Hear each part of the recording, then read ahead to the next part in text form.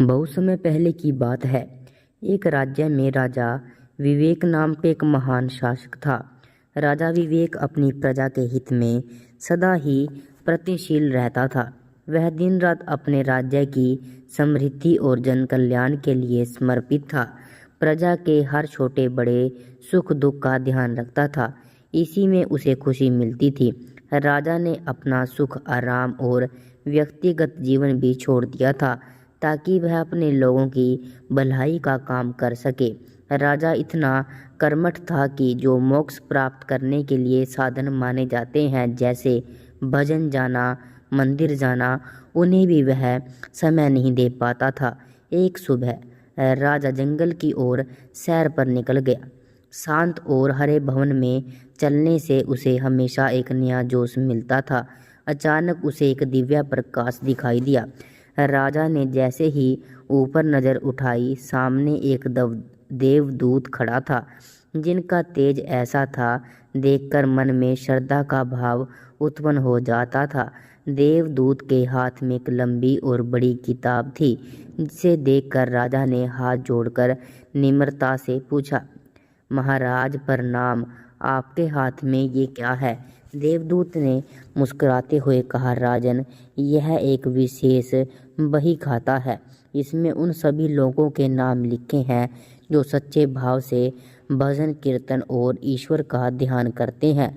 ये वे लोग हैं जो ईश्वर की आराधना में लीन रहते हैं।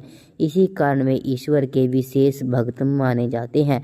राजा ने सोचते हुए थोड़ी उत्सुकता और थोड़ी उदासी के साथ पूछा, महाराज, क्या आप कृपया इसमें देखकर कि इसमें ये बता सकते हैं इसमें मेरा भी नाम है या नहीं? देवदूत ने राजा की बात सुनकर किताब का एक एक पन्ना उल्टकर देखना शुरू कर दिया, लेकिन पन्ने पलटते गए। राजा विवेक का नाम कहीं ना मिला। देवदूत ने निराश होकर राजा की ओर देखा और कहा, राजन, मुझे खेद है, परंतु इस पुस्तक में आपका नाम नहीं है। राजा ने लंबी सांस ली और कहा, महाराज, मैं समझ गया, आप परेशान ना हो, इसमें आपकी कोई गलती नहीं है। दरअसल यह मेरा दुर्भाग्य है। मैं ईश्वर की पूजा और भजन में समय नहीं दे पाता हूँ। मेरे पास पूरे दिन जन सेवा के साथ जिसमें मैं लगा रहता हूँ, यही कारण है कि मेरा इसमें नाम नहीं है। हालांकि राजा ने इस बात को स्वीकार कर लिया था, परंतु उसके मन में एक हल्की सी आत्मग्लानि उत्पन्न हो गई। कुछ दिनों तक यह बात उसके मन में रही और उसने इसे नज़रअंदाज कर दिया। कुछ दिनों के बाद फिर से पूरी तरह परोपकार में जुट गया। राजा ने सोचा कि अगर वह अपना समय प्रजा की भलाई में लाता है तो शायद उसके जीवन का उद्देश्य है। कुछ दिन बाद राजा फिर सुबह जंगल की ओर सैर करने निकला। इस बार फिर उसने देवदूत को देखा, लेकिन इस बार देवदूत के हाथ में कुछ अलग पुस्तक थी। यह पहली पुस्तक की तुलना के आकार में छोटी और रंग रूप में भी भिन्न थी। राजा ने देवदूत को प्रणाम किया, कहा, महाराज, यह कौन सी पुस्तक है आज आपके हाथ में? पहले तो कोई और पुस्तक थी। देवदूत ने मुस्कुराते हुए कहा, राजन, यह विशेष बही खाता है। उसमें उन लोगों के नाम थे जिसको ईश्वर को याद करते हैं, लेकिन इसमें उन लोगों के नाम है जो ईश्वर के सबसे प्रिय हैं। ये वे लोग हैं जिन्हें ईश्वर विशेष रूप से अपने निकट मानते हैं। राजा ने हैरान होकर पूछा, महाराज, इतने भाग्यशाली होंगे वे लोग? निश्चित ही वे लोग दिन रात भजन करते होंगे। क्या इस पुस्तक में मेरे राज्य का भी कोई नागरिक है? देवदूत ने किताब का पहला पन्ना खोला और उसे दिखाते हैं, देखिए राजन, इसमें सबसे पहला नाम तो आपका ही है।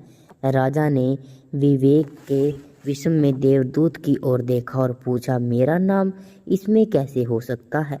मैं तो मंदिर भी कभी कभार ही जाता हूँ। देवदूत ने गंभीरता से कहा, राजन, इसमें आश्चर्य की क्या बात है? ईश्वर का भजन पूजा से अधिक सेवा में रुचि है। जो लोग निष्काम होकर संसार की सेवा करते हैं, जो अपने सुख को त्याग कर दूसरों के कल्याण में अपना जीवन समर्पित करते हैं, वे ही ईश्वर के प्रिय होते हैं।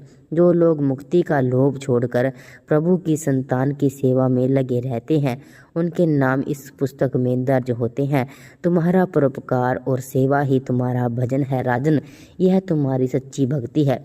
देवदूतों ने वेदों का उदाहरण देते हुए कहा कि कर्म करते हुए 100 वर्षों तक जीने की कामना करो तो भी कर्म बंध से मुक्त हो सकते हैं।